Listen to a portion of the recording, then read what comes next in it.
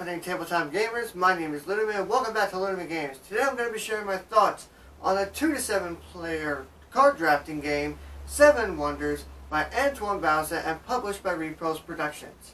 Now, as always, this is going to be a review of the game, so I'm not going to go into too much detail on how you play it. But if you're interested in how to play the game, I do have a video that I'm putting in the description so that you can go learn the rules. So in 7 Wonders, each player has a board, which is one of the 7 ancient wonders of the world. And over the course of 3 ages, you're going to be drafting cards from a hand and your opponent's hands to try and build a civilization around that wonder. And at the end of 3 ages, whoever has the most points wins the game. So, what are my thoughts on 7 Wonders? Well, just like all reviews, we start with the components.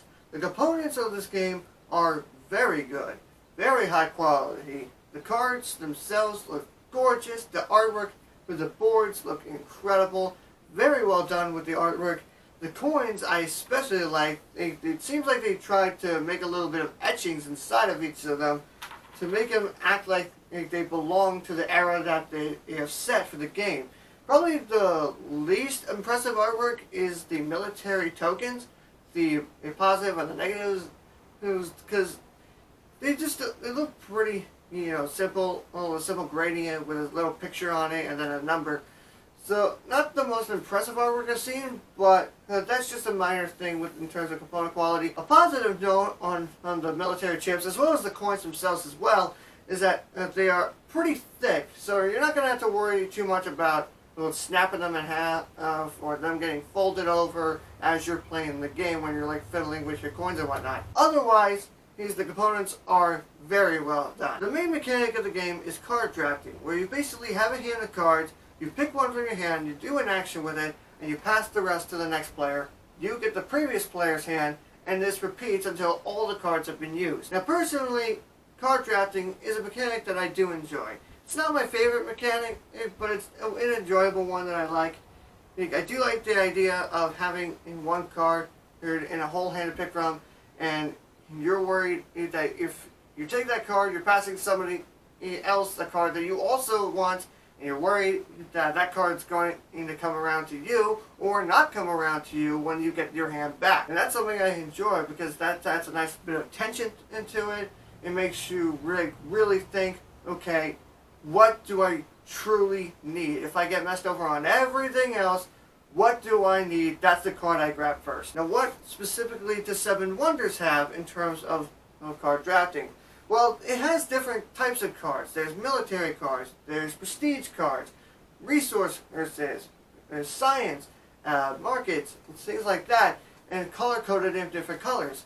And what I like about that is that it gives you a different avenue of strategies to play in from game to game. One game you can find yourself going on all the resources, hogging them all, forcing every other player to pay you money to use the resources just to get something going.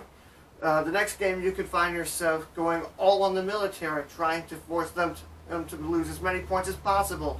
Other ones, and you could be going all for science, trying to get all the science cards, because you can get a lot of points for science. It's every set that you get is worth 7 points. Every single set of 3 symbols is 7 points. So you get 3 sets of 3, then you get 21 points in science alone. You can hog all the prestige cards, because the prestige cards, the blue ones, are nothing but points. Every single card that is blue is just points. And strategies like that have happened in games. I've played with people who have gone all on the military and tried to get everything.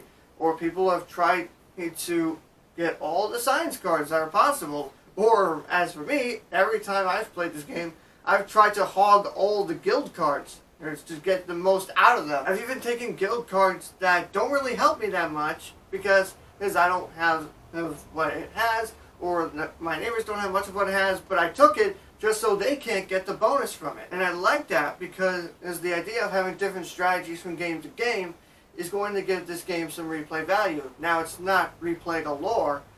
After like 5 or 6 plays of this game, it can get samey after a while. Also, the game is not very long at all. The box says 30 minutes.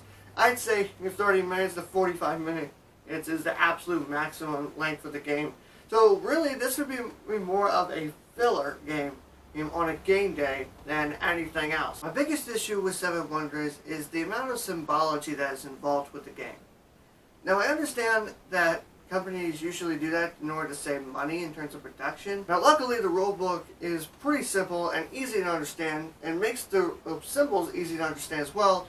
I've had almost every single question I've had answered from the rulebook, and so far I have yet to have a question where I've had to go online to get my answers from. Now in terms of player count, the box says 2 to 7 players. I do think that this works better as a multiplayer game. As a 2-player game, this game is absolutely horrible because the ways the rules are for the 2-player game, which I haven't even bothered going over in the tutorial because they're just that complex. It involves another set of cards. It involves like a ghost player, and it immediately draws the card from random, and then you two who's like switch cards, and then he takes one of your hands, and it's just incredibly complex, and it really does not work for a 2-player game. Otherwise, in terms of the player count, this game works well with just about any complement of players, and surprisingly, it actually doesn't take very long. I've already stated this already, but it actually doesn't take too long to play. The box says 30 minutes. 30 to 45 minutes is probably the most it'll take, even with the cold complement of 7 players. In terms of how hard it is to learn and whatnot, it's not hard to teach at all. The basic concept is draw a card, do an action, pass the rest. And the actions that you can take with it are pretty simple. You have the resource that you need, you can build it, or if you have the resource you need, you can use it as a stage, or if you can't do either, discard it for coins. It's really not that hard to teach. You can probably get a game going in about 5 to 10 minutes. As long as everyone can understand the different symbols, it's really a simple game. In terms of the theme and how well it's tied into the mechanics, it's in there barely. When I played this game, I kind of feel like I'm putting together a civilization. The theme of the game comes through more of the imagination that you have rather than through the mechanics doing it. Overall, I think Seven Wonders is a great game. It's really simple to teach, does not take very long, very good in-depth strategy there, a good amount of replayability. This would definitely not be one that I would recommend as the meat of a game day if you're looking for that really big in-depth strategy. This is probably not one I would recommend, but if you're looking for a simple little filler to play in between the 2 big games on a game day, I would definitely recommend this one. I'm going to give Seven Wonders a 9 out of 10. So those are my thoughts on Seven Wonders. With all that said, I want to know, what are your thoughts on Seven Wonders? Do you like it? Do you hate it? Are you just in the middle? Let me know in the comments below and we can have a conversation. Thank you all so much for watching. I hope you enjoyed this video. If you did, give it a big thumbs up. That means a lot to me. If you like what I do and you want to support me in the future, then please feel free to hit subscribe. Thank you all as always so much for watching, and I will see you all in the next video. But until next time, see you later!